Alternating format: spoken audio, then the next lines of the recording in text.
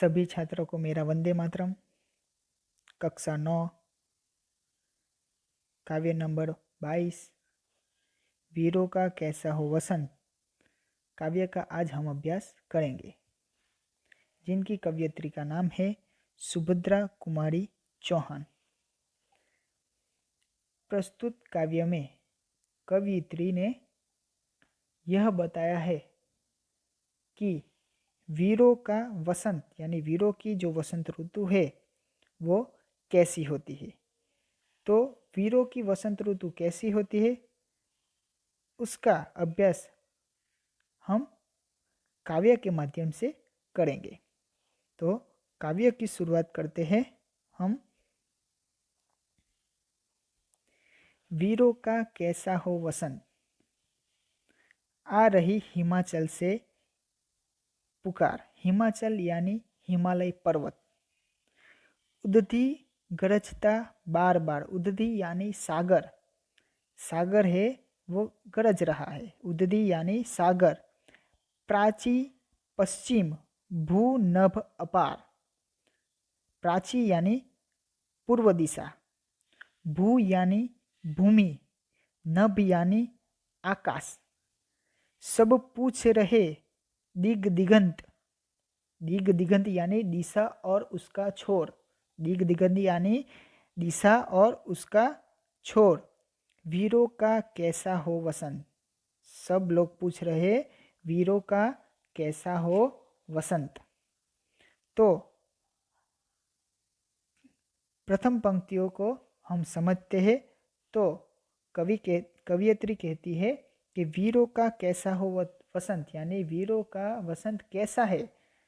आ रही हिमाचल से ये पुकार यानी हिमालय से हिमालय पुकार कर पूछ रहा है। हिमालय भी पुकार कर पूछ रहा है। उदधी गरजता बार बार यानी सागर भी गरज गरज कर बार बार कह रहा है। प्राची पश्चिम भूनभ अपार। पूर्व पश्चिम पृथ्वी और आकाश सब यही पूछ रहे हैं। सब यही पूछ रहे हैं कि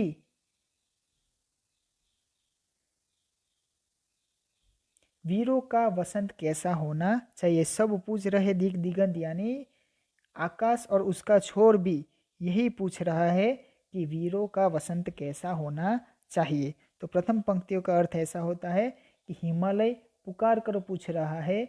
सागर भी गरज गरज कर बार बार कह रहा है। पूर्व पश्चिम पृथ्वी और आकाश सारी दिशाएं भी पूछ रही है कि वीरों का वसंत कैसा होना चाहिए। उसके बाद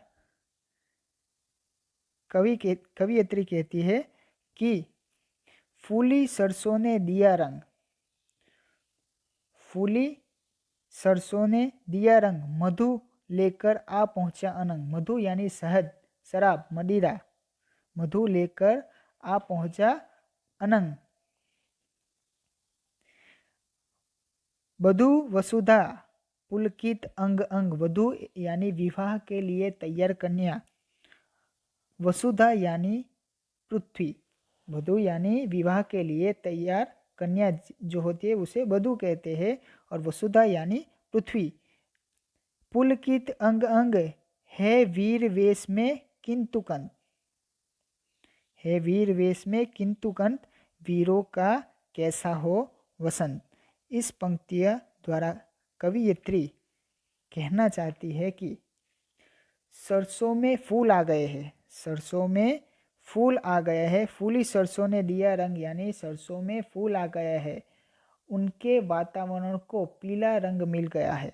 उनके वातावरण को पीला रंग मिल गया है यानी सरसों में फूल आ गए हैं और वातावरण को पीला रंग मिल गया है। मधु लेकर आ पहुंचा अनंग। कामदेव, अनंग यानी कामदेव अपनी मदिरा लेकर आ पहुंचे हैं। मधु यानी मदिरा लेकर कामदेव आ पहुंचे हैं। सरसों में फूल आ गया है और उसका उनके वातावरण को पीला रंग मिल गया है। कामदेव अनंग जो है वो मदिरा लेके आ पहुंचे हैं। वधु वसुधा पुलकित अंग अंग यानी पृथ्वी भी नववधु जैसी सजकर प्रसन्न हो गई है। जो धरती है वो भी नववधु जैसी सजकर प्रसन्न हो गई है। हे वीर वेश में किंतुकन, परंतु नायक जो वीर पुरुष है को इसमें कोई भी दिलचस्पी नहीं। वसंत ऋतु आने से जो वीर पुरुष को उसमें वसंत ऋतु में कोई भी दिलचस्पी नहीं है।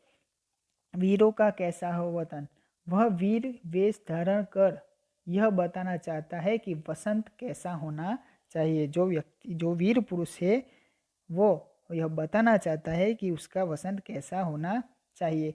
हिमालय पुकार रहा है, सागर भी गरज गरज कर बार बार पूछ रहा है। सारी दिशाएं, पूर्व पश्चिम पृथ्वी आकाश सब पूछ रहे कि वीरों का कैसा हो वसंत होना चाहिए। जो वसंत ऋतु आई है वो वीरों के लिए कैसी होगी। उसके बाद की पंक्तियों में कवियत्री कहती है कि सरसों में फूल आ गए हैं, वसंत ऋतु आ गई है इसलिए सरसों में फूल आ गए हैं और वातावरण को पीला रंग मिल गया है। कामदेव मदिरा लेकर वसंत ऋतु में कैसी होती है, तो कवियत्री कहती है कि कामदेव भी मदिरा लेकर आ पहुंचा है।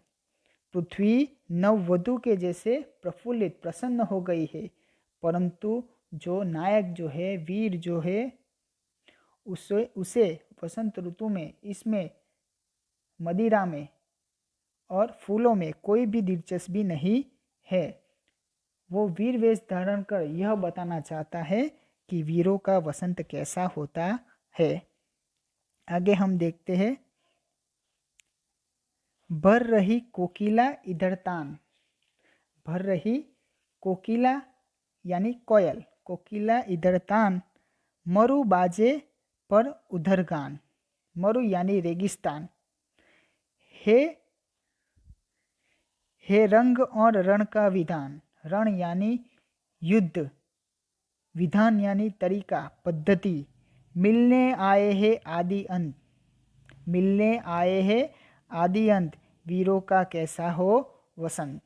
यहाँ इन पंक्तियों में कवित्री हमें कहना चाहती है कि इधर भर रही कोकिला इधर तान, यानी इधर कोयल ताने भर भर कर कूक रही, यानी वसंत ऋतु में कोयल ताने भर भर के कूक रही, यानी कोयल बोल रही है। और उधर एक जगह पे वसंत ऋतु में एक जगह पे कोयल मधुर गीत गा रही है और दूसरी तरफ मरु यानी रेगिस्तान में युद्ध मैदान में युद्ध के बाजे बज रहे हैं। एक तरफ कोयल गीत गा रही है तो दूसरी तरफ जहाँ वीर है, वीर पुरुष है, वहाँ युद्ध के बाजे बज रहे हैं। हे रंग और रण का विधान, एक और वसंत का रंग है और दूसरी ओर युद्ध की तैयारी है। एक और वसंत ऋतु का रंग है और दूसरी तरफ रण की यानी युद्ध की तैयारी दिखाई दे रही है। जो वसंत ऋतु है वो प्रेम की ऋतु है, लेकिन वीर के लिए कोई भी जो प्रेम है वो तुच्छ है, ऐसा कवियत्री हमें बता रही है। तो एक तरफ वसंत ऋतु, जहाँ पे वसंत ऋतु में सारी जगह पे प्रेम ही दिखाई देता है, तो कोयल भी कूक कर रही है यानी गाने सुना रही है, गाने गा रही है, कोयल भी तान भर रही है। लेकिन दूसरी तरफ जो वीर पुरुष है उसे इस कोयल से कोई भी लेना देना, यानी वसंत जो प्रेम की ऋतु है उससे कोई भी लेना देना नहीं है और वो युद्ध की तरफ अग्रसर यानी युद्ध की तरफ आगे बढ़ रहा है। तो एक तरफ वसंत का रंग है तो दूसरी तरफ रण यानी युद्ध की तैयारी हो रही है। मिलने आए आदि अंत, ऐसा लगता है जैसे आदि और अंत, शुरुआत और अंत का छोर एक रूप जीवन के दो पहलू मिलने हैं, यानी एक रूप जीवन के दो पहलू आदि और अंत यानी शुरुआत और अंत, वो एक दूसरे से मिलने आए हैं। वीरों का कैसा है वतन, आए हैं जो आदि और अंत, जीवन की जो आदि और अंत है वो एक दूसरे से मिलने आए हैं और पूछ रहे कि वीरों का वसंत कैसा होना चाहिए। जो वसंत प्रेम की ऋतु है उसमें वीर पुरुष क्या कर रहा है उसकी बात की गई है कि वीर पुरुष का वसंत कैसा होता है उसकी बात की गई है। तो वसंत ऋतु में कोकिला तान करती हुई दिखाई दे रही है, लेकिन दूसरी तरफ रण मैदान में युद्ध भूमि में युद्ध के बाजे बज रहे हैं। वसंत का रंग, जो वसंत का रंग है, एक तरफ वसंत ऋतु का रंग है तो दूसरी तरफ युद्ध के बाजे, युद्ध की तैयारी हो रही है। ऐसा लगता है कि आदि और अंत, जीवन के जो दो रूप है आदि और अंत, वो एक दूसरे से मिलने आए हैं और पूछ रहे हैं कि वीरों का वसंत कैसा होना चाहिए।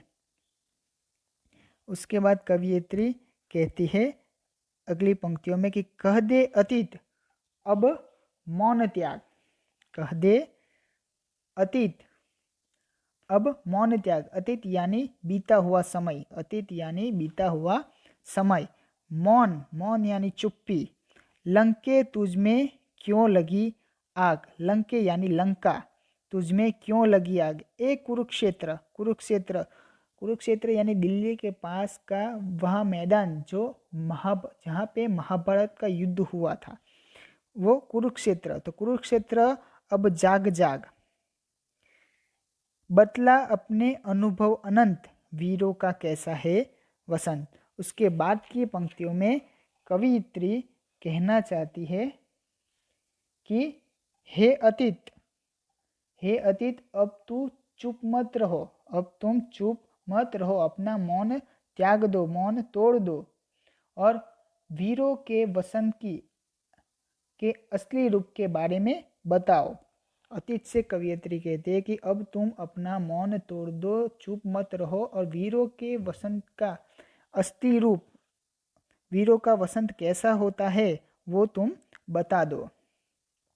हे लंके, हे लंका, तुम भी बता दो कि तुम में हनुमान ने आग क्यों लगाई। हे लंके तुझ में क्यों लगी आग का अर्थ होता है कि कवियत्री पूछती है लंका से कि हे लंके तुम भी बता दो, हे लंका तुम भी बता दो कि तुम्हें हनुमान ने आग क्यों लगाई थी। प्रश्न करते तुम में हनुमान जी ने आग क्यों लगाई थी। उसके बाद करते कि ए कुरुक्षेत्र अब जाग जाग, हे कुरुक्षेत्र तुम भी जागकर बता दो कि महाभारत का युद्ध क्यों हुआ था। कवियत्री कहती है कि हे कुरुक्षेत्र अब तुम भी जाग जाओ और बताओ कि महाभारत का युद्ध क्यों हुआ था। बतला अपने अनुभव अनंत, तुम सबको बता दो कि वीरों का वसंत कैसा होना चाहिए। तुमने जो अनुभव किया था वो सब अनुभव बता दो और कहो कि वीरों का वसंत कैसा होना चाहिए। कवियत्री इन पंक्तियों में कहती है कि अतीत को, समय को कहते हैं कि तुम अब मौन मत रहो, तुम अपना मौन तोड़ दो और वीरों का वसंत कैसा है वो बताओ। लंका तुम बताओ कि तुम में हनुमान ने आग क्यों लगाई थी। कुरुक्षेत्र तुम भी अपना मौन तोड़कर जाग कर कहो कि महाभारत का युद्ध क्यों हुआ था। और तुम सबको बता दो कि वीरों का वसंत कैसा होता है। उसके बाद की पंक्तियों का अर्थ हम समझते हैं। तो हल्दी घाटी के शिलाखंड, हल्दी घाटी यानी वो रणभूमि जहाँ महाराणा प्रताप और अकबर की सेना एक दूसरे के सामने युद्ध लड़ा था, एक दूसरे के सामने सेनाएं लड़ी थी। ए दुर्ग यानी किला, सिंहगढ़ के प्रचंड, राणा ताना का घर कर घमंड। राणा ताना यानी राणा यानी मेवाड़ के महाराणा प्रताप, ताना यानी तानाजी मालुसरे, जिसकी हाल ही में मूवी भी आई थी तानाजी, उनके बारे में बात की गई है कि राणा ताना का घर घमंड, राणा यानी मेवाड़ के जो राजा थे महाराणा प्रताप थे उनके बारे में कहा गया है और ताना यानी तानाजी मालुसरे के बारे में कहा गया है। दो जाग आज स्मृतियों का ज्वलंत, स्मृतियाँ यानी याद, वीरों का कैसा हो वसंत। यहाँ पे कवियत्री कहना चाहती है इन पंक्तियों द्वारा कवियत्री कहना चाहती है कि हल्दी घाटी की शिलाखंड, हल्दी घाटी के शिलाखंड यानी पत्थरों, हल्दी घाटी के पत्थरों और ए दुर्ग सिंहगढ़ के प्रचंड, और सिंहगढ़ का जो किला था उसके बारे में कहा गया है कि हल्दी घाटी के पत्थरों और सिंहगढ़ का मजबूत किला, हल्दी घाटी के पत्थरों और सिंहगढ़ का मजबूत किला तुम, यानी हल्दी घाटी के मैदान को और सिंहगढ़ के किले को कहते हैं कि तुम महाराणा प्रताप और तानाजी, महाराणा प्रताप और तानाजी के स्वाभिमान को याद कर, घमंड यानी स्वाभिमान को याद कर अपने समय की यादें दो जगह उन स्मृतियों ज्वलंत, यानी अपने समय की जो यादें हैं वो फिर से ताज़ा कर दो। जब महाराणा प्रताप ने हल्दी घाटी का युद्ध लड़ा था और तानाजी ने सिंहगढ़ किला जीतने के लिए जो युद्ध लड़ा था, उन यादों को ताज़ा कर दो और बता दो कि वीरों का वसंत कैसा होता है। महाराणा प्रताप और तानाजी की यादों को ताज़ा करो और सिंहगढ़ किला और हल्दी घाटी का मैदान तुम हमें बताओ कि वीरों का वसंत कैसा होता है। उसके बाद कवियत्री अंतिम पंक्तियों में कहती है कि भूषण अथवा कविचंद, भूषण अथवा कविचंद ये दो महान कवि है, भूषण और चंद्रबरदाई जो पृथ्वीराज चौहान के कवि थे। बिजली भर दे वह छंद नहीं, भूषण अथवा कविचंद नहीं, बिजली भर दे वह छंद नहीं, वह छंद यानी काव्य रचना, छंद यानी काव्य रचना नहीं है, कलम बंदी स्वच्छंद नहीं, स्वच्छंद यानी पूरी तरह से स्वतंत्र, फिर हमें बतावे कौन हंत, हंत यानी दुर्भाग्य, वीरों का कैसा हो वसंत। अंतिम पंक्तियों में कवियत्री हमें कहती है कि आज भूषण अथवा चंद्रबरदाई जैसे वीर रस के कवि नहीं है, आज भूषण और चंद्रबरदाई जैसे वीर रस के कवि नहीं है। चंद्रबरदाई जो पृथ्वीराज चौहान जो राजा हुए थे, दिल्ली के अंतिम हिंदू सम्राट जो थे, उनके कवि थे, उनके मित्र थे। तो आज इस समय में भूषण और कविचंद जैसे वीर रस के कवि नहीं है।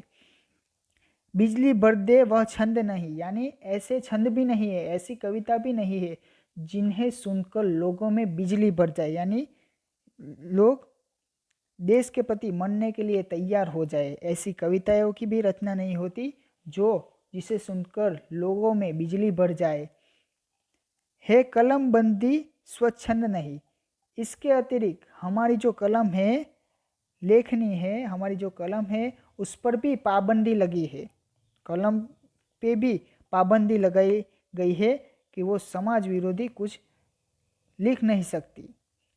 कलम पे भी पाबंदी है, जो मन कवि जो लेखक के कवि है वो अपना मन का लिख नहीं सकता, इसलिए कविता लिखने में भी पाबंदी लगाई गई है।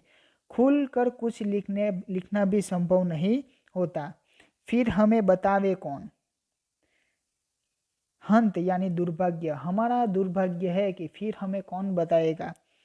ऐसा कवियों के कवि ऐसे कवि भी नहीं है चंद्रबरदाई और भूषण जैसे, और जो कलम जो है उस पर भी पाबंदी लगाई गई है कि वो अच्छा नहीं, यानी दूसरों के बारे में अच्छा और भारत देश के वीरों के बारे में नहीं लिख सकती वो कलम। तो कवियत्री कहती है कि तो हमारा दुर्भाग्य है कि हमें कौन बताएगा कि वीरों का वसंत कैसा होता है, यानी वीर व्यक्ति जो है उसकी वसंत ऋतु प्रेम की ऋतु कैसी होती है वो हमें कौन बताएगा। यानी इस पूरे काव्य में कवियत्री वीरों का वसंत कैसा होता है, जो पुराने ज़माने में जो वीर योद्धा जो थे उनका वसंत कैसा होता है यह प्रश्न किया है और बताने का प्रयत्न किया है कि वीरों का वसंत कैसा होना चाहिए और कैसा होगा। इसके लिए उन्होंने भूषण और चंद्रबरदाई जैसे कवि को भी याद किया है और वीर योद्धा महाराणा प्रताप जिन्होंने अकबर के सामने युद्ध लड़ा था और तानाजी जो छत्रपति शिवाजी महाराज के सेनापति थे और सिंहगढ़ किला उन्होंने शिवाजी के लिए जीता था। उनके वीरों उनका वसंत कैसा होता है, वो सिंहगढ़ किले को और हल्दी घाटी के मैदान को पूछते हैं कि उनका वसंत कैसा होता है। कवयित्री ने यहाँ इस काव्य में शौर्य और पराक्रम के फूल खिलते हैं ऐसे हमें बताया है। और प्रस्तुत कविता में कवयित्री ने यह बताया है कि वीरों का वसंत कैसा होना चाहिए, प्रेम भरा होना चाहिए या जो शक्तिशाली जो योद्धा हमारे यहाँ हुए हैं, वीर योद्धा जो हुए हैं उनके जैसा होना चाहिए। तो इसीलिए कवयित्री ने प्रस्तुत कविता में बताया है कि वीरों का वसंत कैसा होना चाहिए और कविता के माध्यम से हमने यह समझा। यहाँ पे हमारी यह काव्य पूर्ण होती है। वंदे मातरम।